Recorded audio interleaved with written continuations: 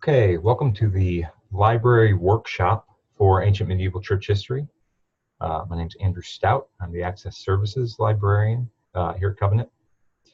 We had a face-to-face version of this workshop last week that a few people from your class attended. But I want to make this video available for everybody who couldn't make that face-to-face workshop. And the goal of this workshop is to give you some tools and just some research tips to help you with your research project in ancient and medieval church history. I see that you will be doing either a 10 to 12 page research paper for this class, or if you're in the educational ministries track, you'll be putting together some curriculum related to events in church history. So this is particularly geared toward the research paper, but it should be, a lot of the stuff that we'll cover will help with both those tracks. So let's go ahead and get started here.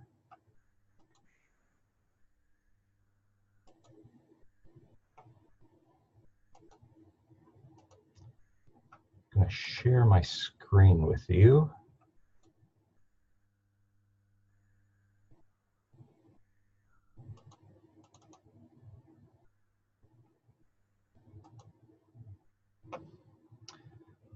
All right, so we're calling this Research Conversations in Ancient and Medieval Church History.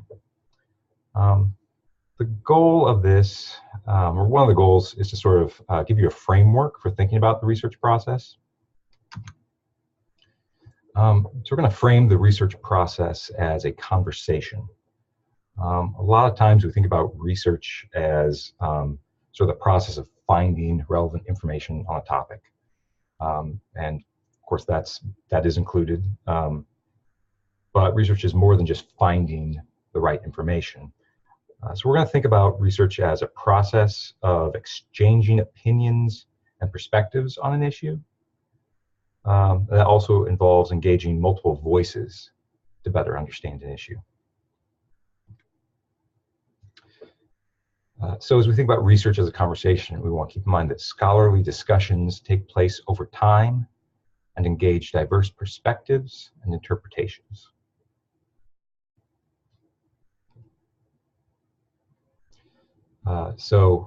Church history is a great example of how research is this conversation that spans time. So in ancient and medieval church history, we ask questions like, what issues were the early church fathers concerned with? How did the reformers address these issues? Or even more relevant for this class, we could ask, how do the theologians of the High Middle Ages sort of appropriate and reflect on the church fathers? What did Augustine or Aquinas or Scotus think about the early church fathers?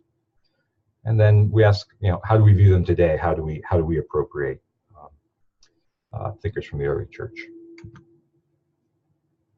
So we're going to talk about the different kinds of sources that are involved in the research process. So primary sources are the dominant voices in a conversation, of those figures we return to again and again to orient ourselves and that sort of set the agenda.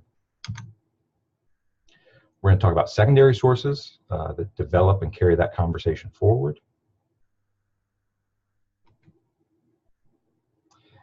And then this is ultimately what we're going to start to think about. How do you, as a student of church history, start to contribute to the scholarly conversation on your chosen topic?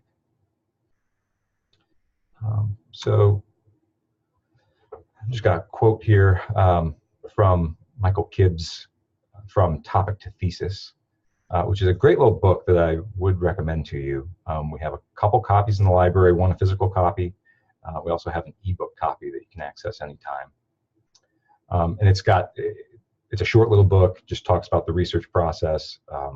He gives examples of the research process as it relates to an exegetical paper and a paper in church history. So it'd be a really relevant one to take a look at if you're struggling a little bit.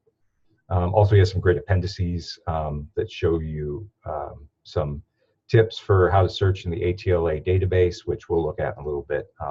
But it's a great little resource. So Michael Kibbs says, the conversation into which you are the conversation into which you are entering via your research paper is far more complex than you realized at the outset. And if you haven't figured that out, you haven't done enough research. So hopefully that's not an intimidating quote, but maybe it reflects what you are feeling at this point in the process. Maybe you feel a little overwhelmed. And if you do, that's okay. That's kind of part of the process. And, we're here to help you work through it. So to think about research as a conversation, I just want to draw a parallel between research conversations and just everyday normal conversations that we have, just as we would normally use the word conversation.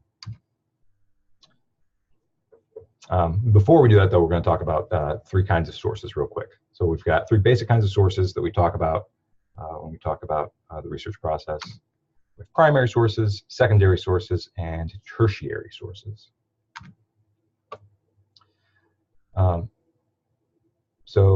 In the area that we're talking about, examples of primary sources would be St. Augustine's The City of God. It's one of Augustine's most important works, probably his most important work. And people have been dealing with it and reflecting on it and arguing with Augustine ever since he wrote it. And then also another primary source would be Hildegard of Bingen's Book of the Rewards of Life, which is a book of mystical reflections by Hildegard. So a secondary source related to Augustine, and specifically to Augustine's City of God, would be a journal article by Matthew Levering, Linear and Participatory History, Augustine's City of God. So this is an article that's published in a scholarly journal, the Journal of Theological Interpretation. It's peer-reviewed, and Matthew Levering is reflecting on and carrying forward the conversation that Augustine starts in the City of God. Another secondary source related to Hildegard of Bingen would be this companion to Hildegard of Bingen. And this is a good scholarly source. Handbooks like this are great. They're usually the individual chapters are written by different authors. There are lots of good resources there on all the various aspects of Hildegard's life and thought. A tertiary source would be things like encyclopedias and dictionaries. This is one that would be really relevant to ancient medieval church history. This is the Encyclopedia of Ancient Christianity. And you can see we've got a copy of it here. We have a copy of this in the reference section of the library. We also have it in ebook form, so you can get at it that way as well. So now we've sort of looked at those sources and talked about what goes in the different components of the research process. Let's draw this parallel that I was talking about to research as a conversation, and just how do the conversations that we have in everyday life sort of play out. So how do we converse about current events? I'm thinking of one current event in particular. If you recognize this guy, you've probably been seeing his picture and hearing his name a lot over the last couple months.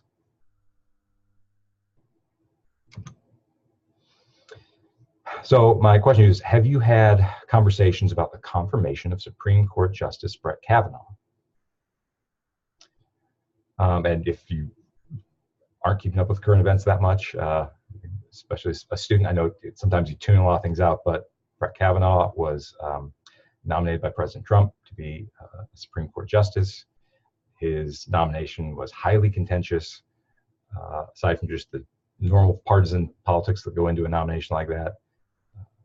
Kavanaugh had allegations of sexual impropriety brought against him, and so that was carried out in hearings in front of Congress and FBI investigations, and so this was a big news item. So I'm guessing that a good number of you had conversations with friends, with coworkers about that whole nomination process.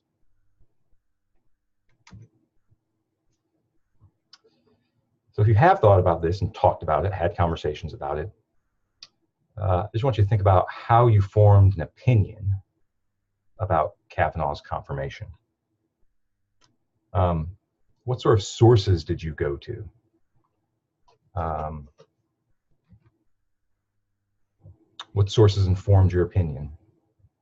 For myself, I know I talked to you know friends and different people about this issue quite a bit over the last few weeks, and if you think about how you would start to get an informed opinion on a current event like this, you might think, okay, well, you start with the primary sources.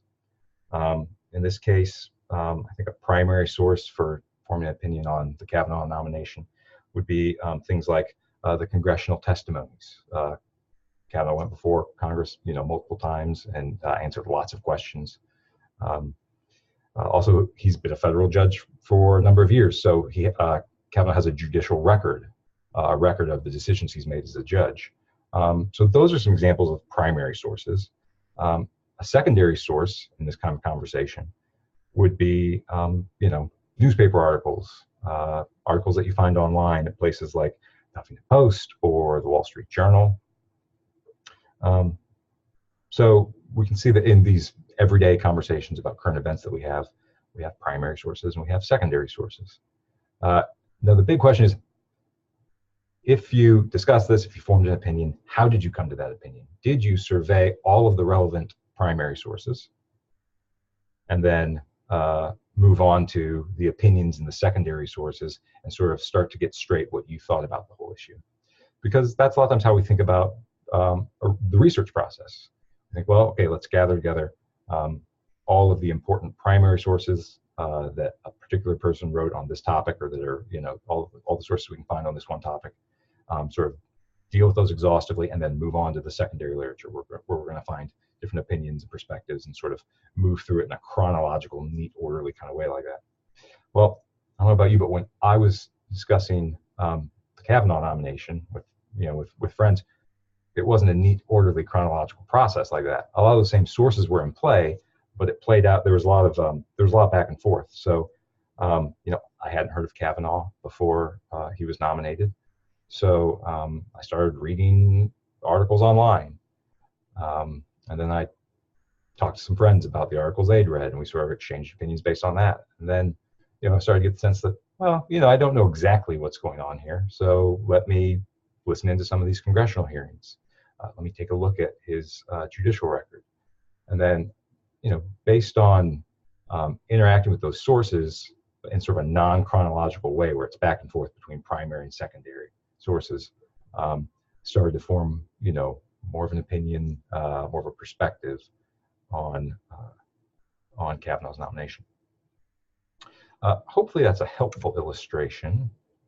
And the point is just to show that research conversations can be similarly messy.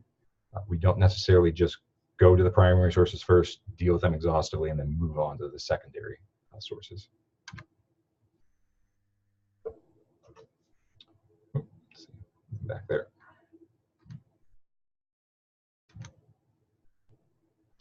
Okay, so to try and make this more concrete, we're going to talk about a potential topic for the research paper in ancient and medieval church history. So for our topic, let's take St. Augustine's view of the Eucharist. So we're going to do a few things here. Just want to forecast what we're going to go through. First, we're going to do a little bit of searching in Covenant's catalog.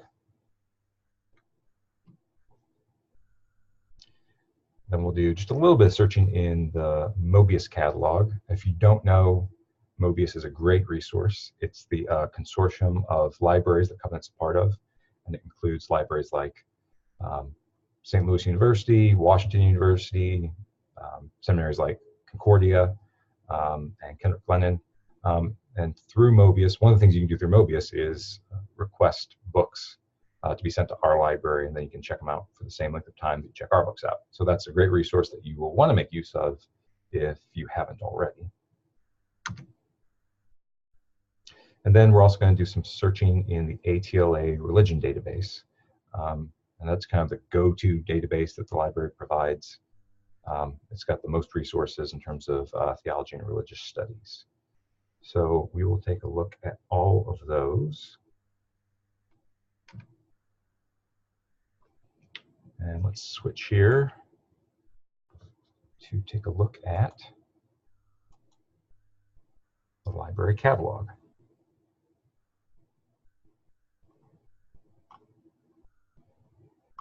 All right, so I'm at the library homepage here. And to get to the library catalog to see what I have access to the Covenant specifically owns, go to the Covenant catalog link. So if I want to find information about Augustine's view of the Eucharist, partially this is a good topic because the topic itself shows how the process can be a little bit complicated. If you're researching Augustine's view of the Eucharist, you might think, okay, well, I'll find all the things Augustine wrote on the Eucharist, read those, and then do some searching to find other things that people have written about Augustine's view of the Eucharist for the Lord's Supper. What's tricky, though, is Augustine didn't write one treatise on the Lord's Supper. He didn't write, he certainly didn't write a whole book on it. He doesn't have a dedicated work that you can easily find in a bibliography somewhere. But he did write on the Eucharist. So it just means the process of figuring out what are the relevant primary sources, the sources that Augustine actually wrote himself. The process of finding those is going to be a little bit trickier. So from Covenant's catalog here, let's go ahead just to give us a few more options. We're going to choose an advanced search. So I'm just going to plug in a couple of keywords here. First, Augustine, and then Eucharist. And I'm not specifying my search terms right now, so I'm not using the author or the title or the Library of Congress subject fields. I'm just keeping it real general. Submit that. So let's see, we get 17 results here. The first one, Christianity in Africa, the development of its practices and beliefs. So if I click on this record, I'll see here are the search words I put in. They're in red in the record. So this search just scanned all the records in the library catalog looking for these particular terms anywhere in the record for the book. So we see that this work provides valuable new insights into the Church Fathers, Tertullian, Cyprian, and Augustine. And most significantly, it offers a rich, unprecedented look at early Christian life in Roman Africa, including the development of key rituals and practices such as baptism and Eucharist.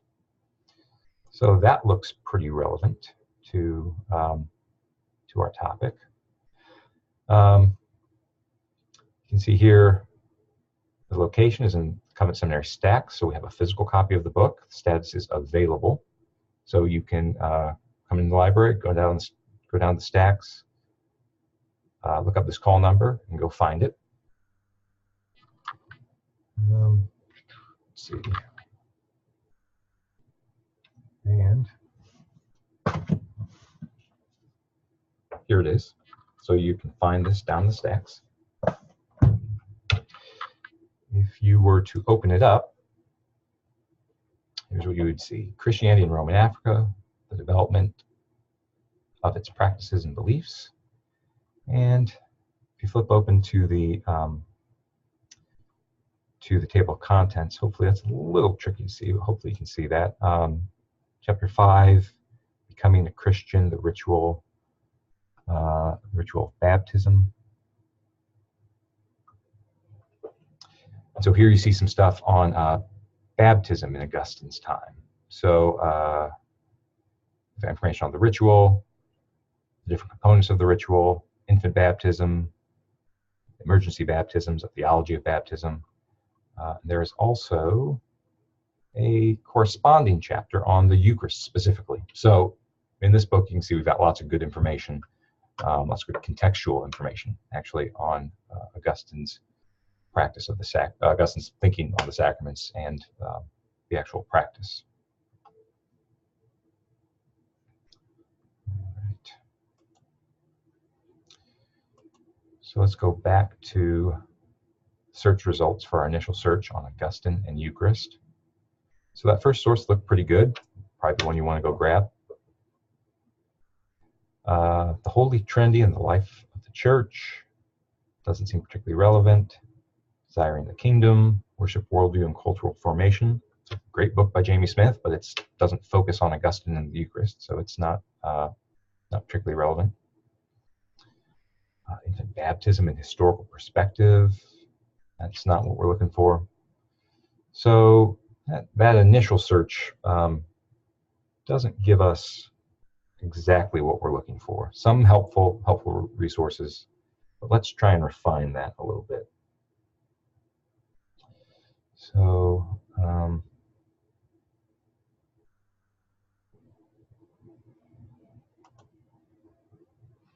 let's go back to our advanced search. Again, let's use Augustine. This time, instead of Eucharist, let's say Lord's Supper. We'll use the Protestant term for the sacrament.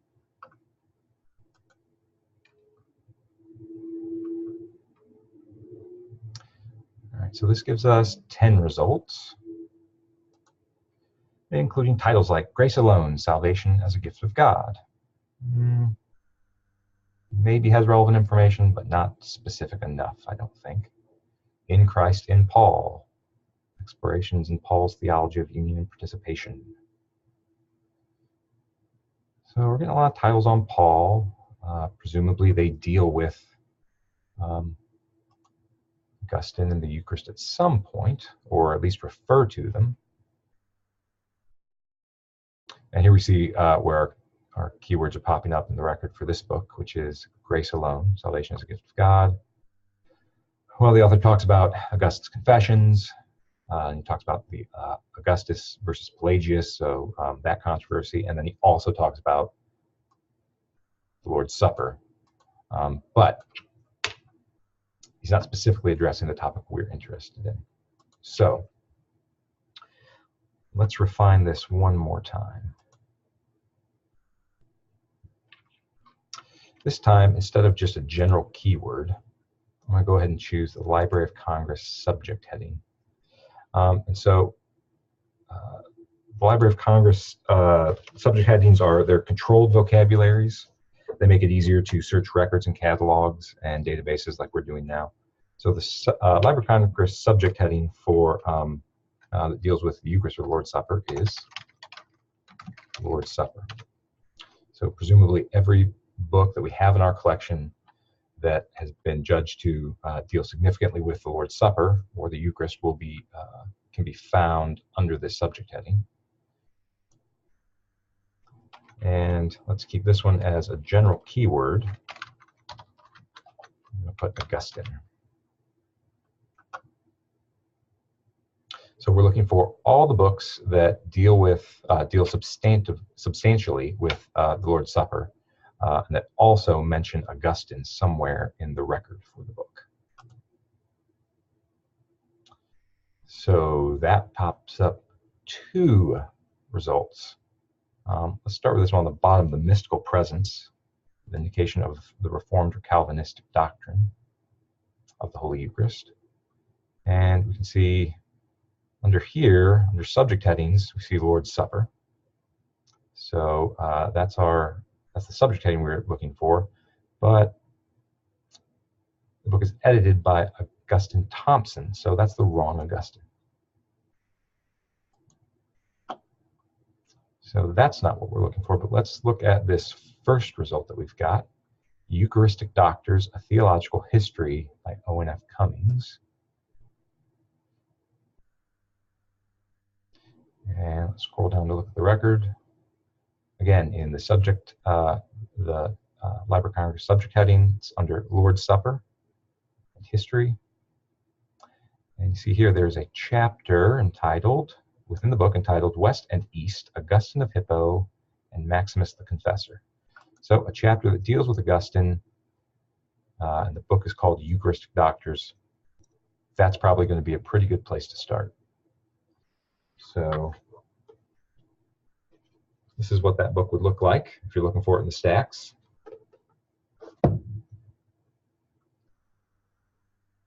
And it is location, stacks, status available. So you can come in, pull it off the shelf and check it out. Here's the cover of the book. And here is chapter 5, West and East, Augustine of Hippo and Maximus the Confessor. So you see here on page 72, we've got some information on Augustine. Then if you skip ahead to page 77, you'll see a section here entitled Eucharistic Texts. So this is a great place to start to try and figure out, okay, where does Augustine actually write about the Eucharist? So you see here, the author says, let us begin with, he says, Augustine's most important reflections on the Eucharist are to be found in his Easter sermons. And so let us begin with sermons 227, 228, and 228b. So apparently, according to this, this secondary source, some of the relevant primary sources on this topic are Augustine's sermons, and he gives us some specific sermons to start with. So he quotes from those sermons, reflects on them, talks about them. We'll see here he moves from the sermons to the City of God, specifically book 10 and chapter 6. So there's one more primary source from Augustine, the City of God, where he talks about the Eucharist and his Eucharistic theory.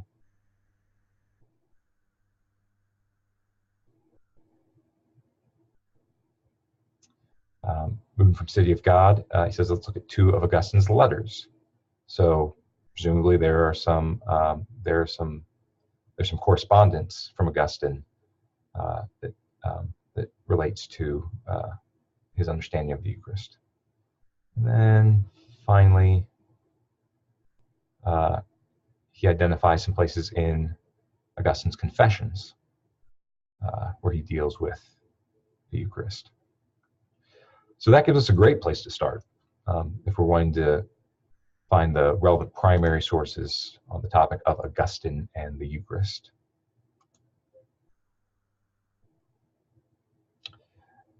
So before we start searching, the next thing we'll do is we'll search in Covenant's catalog to see what primary sources that we've uncovered from the secondary source. We'll see what sources we have available to us at Covenant. Before we do that, I'm just going to show you one other thing in the Mobius catalog here. So these are the results from our search for the subject heading Lord's Supper and the keyword Augustine.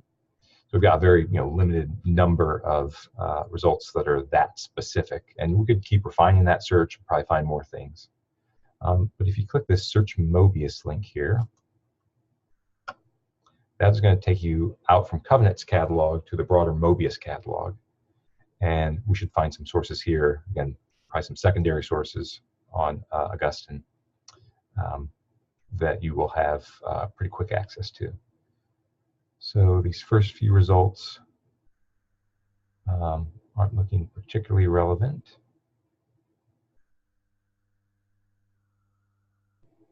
See something by Cotton Mather.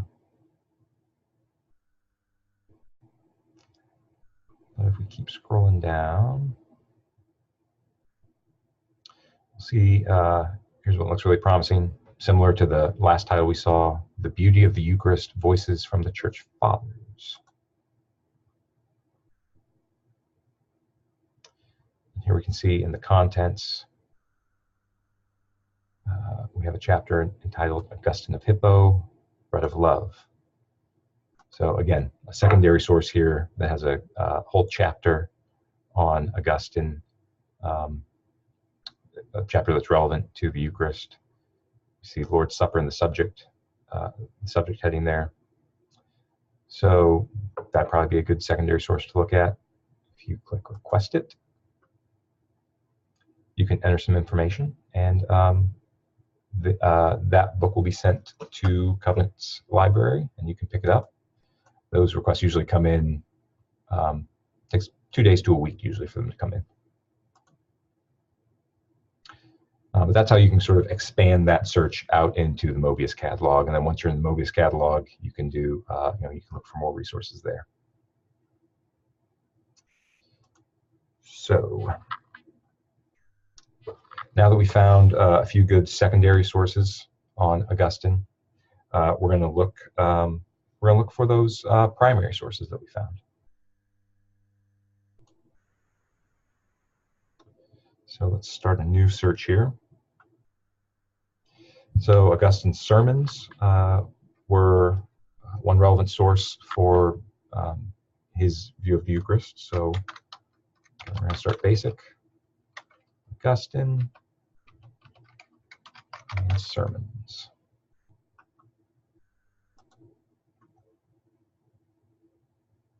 And if I spelled Augustine right, that would help.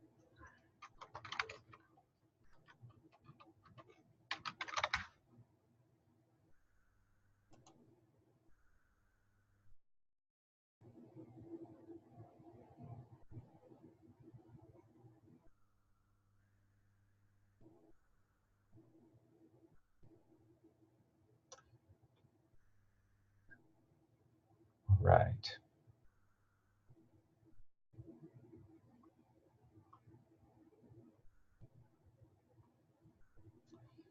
So got a lot of results here.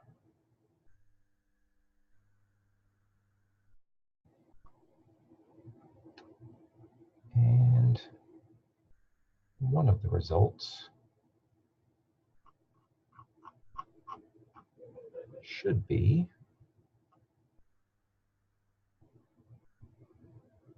let's try this one more time.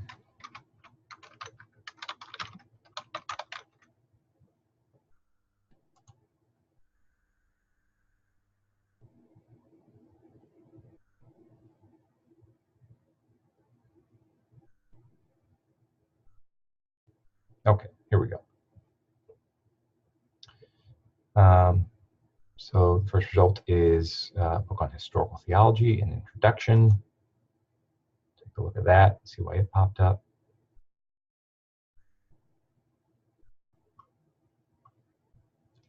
You can see down here in the contents, there are chapters in this book on Augustine, on his sermons and letters. But that's not a primary source, that's a secondary source. So that's not what I'm looking for. So right now I am looking for sermons written by Augustine. So we see here essential sermons by St. Augustine. So that looks good. Scroll down a little more. You'll see sermons. This is and we see multiple volumes here. So let's take a look at that. So yeah, this is a collection of Augustine of Hippo's sermons. They're introduced, they're translated with notes, and we have 10 volumes. So that looks like a pretty good resource. That's probably got the sermons we're looking for. Specifically, when we found information about Augustine's sermons in our secondary source, it mentioned sermons 227, 228, and 228b. So if we looked inside one of these editions of Augustine's sermons that we found in the catalog, scroll down here to the table of contents and find Sermon 27, preached on the holy day of Easter, to the Infantes on the sacraments, Sermon 228, and Sermon 228b about the sacraments on Easter Day. So we've gone from a secondary source, talks about and reflects on Augustine's view of the sacraments, and then looking at that secondary source, we identified some of the relevant primary sources, specifically Augustine's sermons. Just to give you one more example of finding those primary sources. You also remember that book on the Eucharistic doctors that we looked at, it mentioned the City of God as a relevant source. So let's go ahead and go back to advanced search. St. Augustine. And we know Augustine is the author in this case. And we know the title is City of God.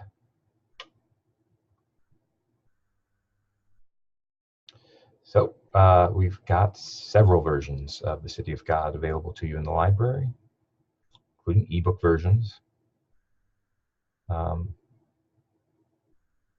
One multi-volume edition.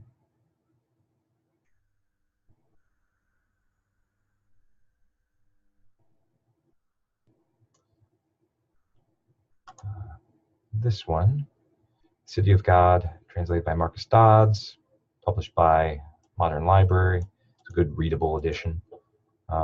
So again, we see the location is Covet Seminary Stacks, it's got the call number, and is available. So you can stop in at the library, grab that one, check it out, and start reading. So we've gone through the process of initially doing some basic keyword searching that identified some secondary sources on Augustine and the Eucharist, and then we sort of followed that trail to some primary sources. So the next thing we're going to do is we're going to go back to the library homepage, and we are going to look at the ATLA database. So if you scroll down on the library homepage to this section entitled Journal Articles and Databases, you can click the View Database link.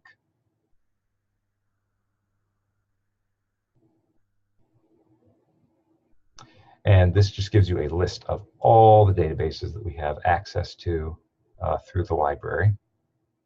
It's a pretty long list, so you can use these database filters to give you a more workable list. We've got religion theology, counseling and psychology, education. Religion theology is what's going to be relevant for us. So let's narrow down that list of available databases. And the first one that comes up here is the ATLA Religion Database with ATLA Serials Plus.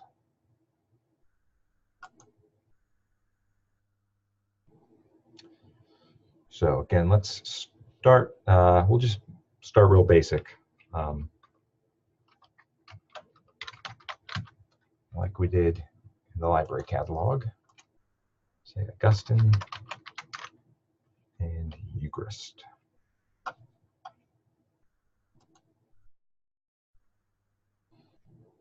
All right, so that pops up 33 results.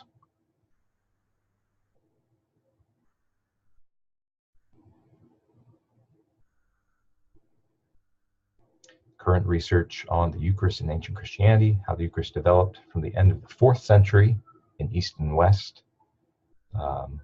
We see here under the subjects, we see St. Augustine of Hippo, Bishop of Hippo. And this is a journal article that comes from the journal Early Christianity, December 2016. That looks right on the nose. If you look above here, some of the results are going to have PDF full text, and if it has that, you're going to be able to click that and immediately have full access to that article. One like this, though, is very relevant, but you don't see the PDF full text. So instead of giving up on it, go ahead and say Find Full Text at Covenant here. Click that link. And it shows that no full text is available at your library. But you can request an interlibrary loan. So if you click that link, it'll take you through to log in with your name and student ID number. And those ILLs usually get filled pretty quickly and they get delivered to you as an email. So just because we don't have immediate access to a journal article you will find results in the database that you can request as an interlibrary loan, and those will be really helpful. So we're getting all kinds of results here. One of the things, Sacramentum and the Eucharist in St. Augustine. One of the things that you'll want to look for as you're pulling up more secondary sources. Again, we started with secondary sources, we identified relevant primary sources, we found some of those primary sources, and now we're going back and looking at more secondary sources, specifically journal articles in this case. So let's look at this one, The Eucharist Makes the Church by Hans Boersma. We do have full text access to this one.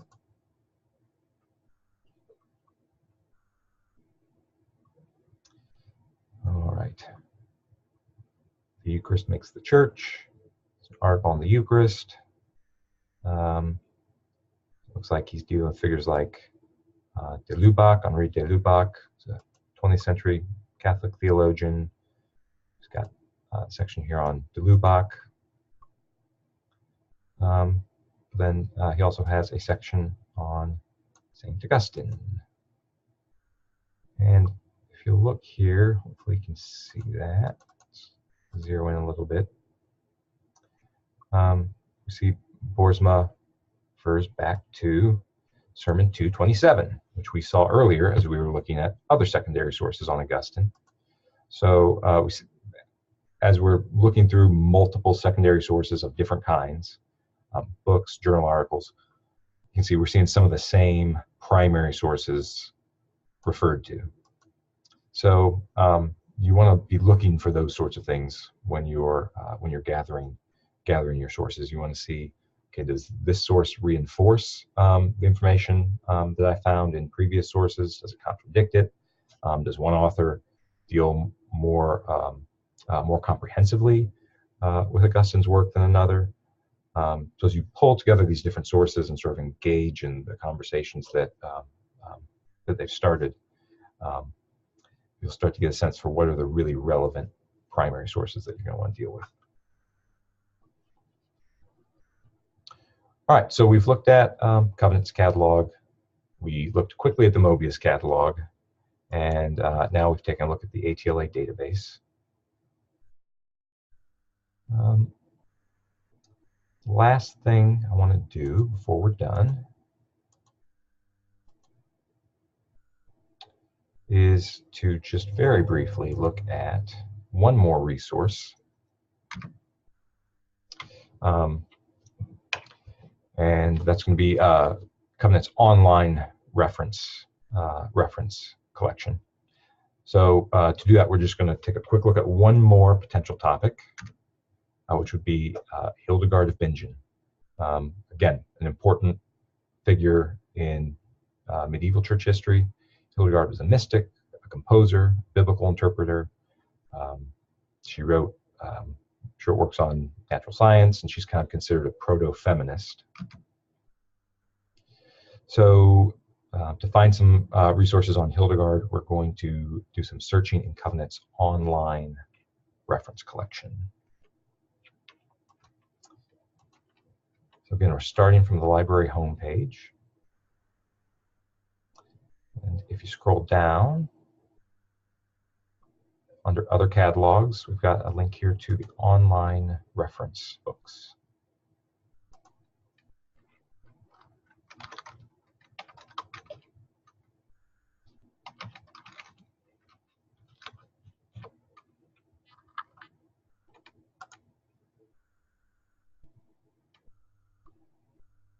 Okay, so what we're doing here is searching across books like Handbook of Women Biblical Interpreters,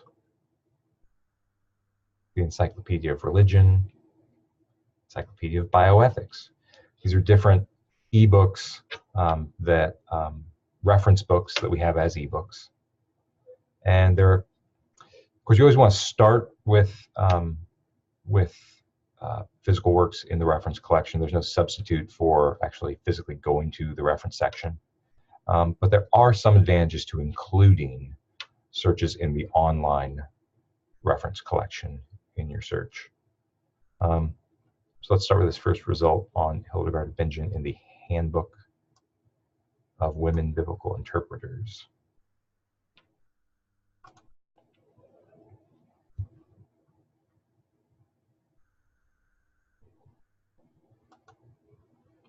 Okay. So here we have an entry in this Handbook of Women Biblical Interpreters on Hildegard. We also have this book physically in the reference section. You can find this in the library. But I just want to scroll through it and show you one advantage to the online version. So we've got some biographical information about Hildegard. As you're reading through this entry, you're going to find references to relevant primary works like Liber Vitae Meritorum, which is moral theology, Liber Divinorum Operum, which is a work of exegesis, theology, and spiritual anthropology. So if you wanted to write on Hildegard's unique approach to biblical exegesis, that would be a relevant primary source. So you're going to find that sort of information throughout the entry. But one helpful feature is going to be the bibliography.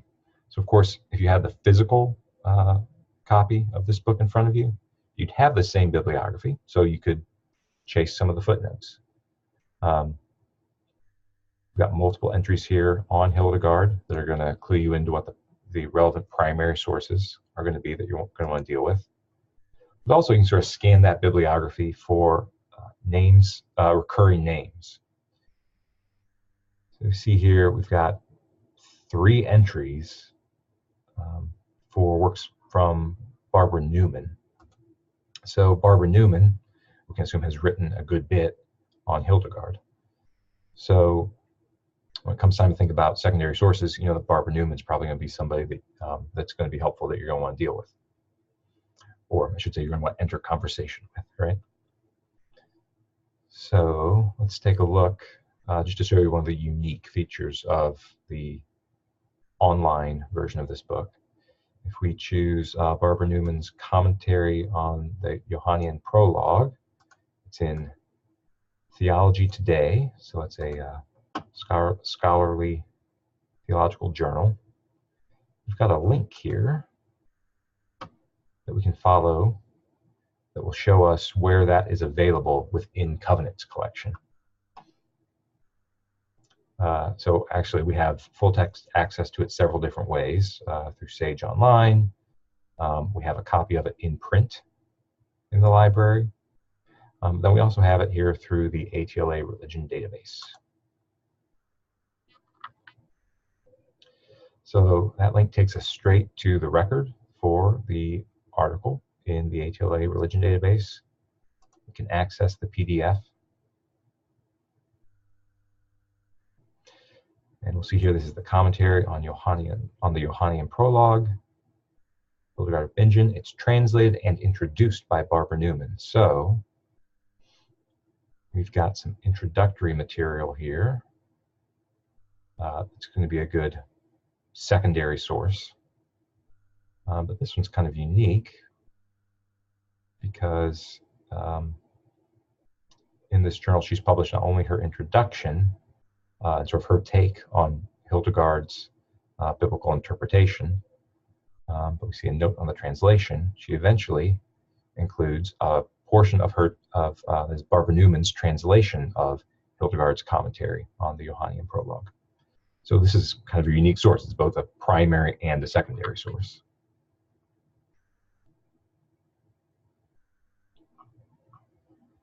So that's going to be highly relevant if you are interested in a topic like Hildegard's biblical exegesis.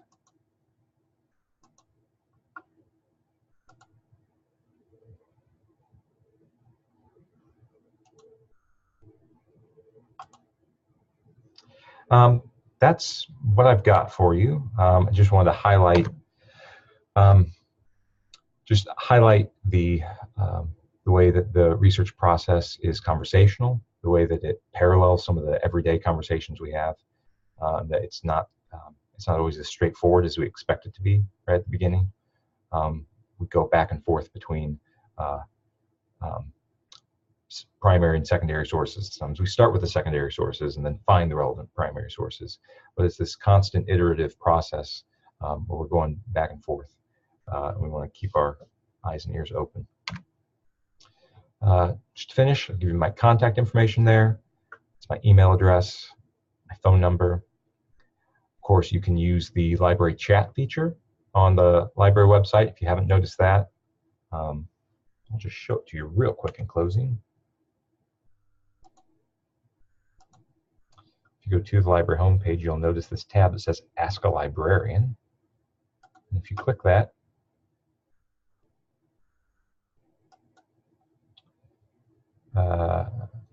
it will take you through to a page where you can either make an appointment with a librarian or send us an email. Normally, though, one of us is going to be logged on to the chat service, and when you click that tab, it will just pop up a chat box, and you can send us a chat directly, so we can answer questions that way as well.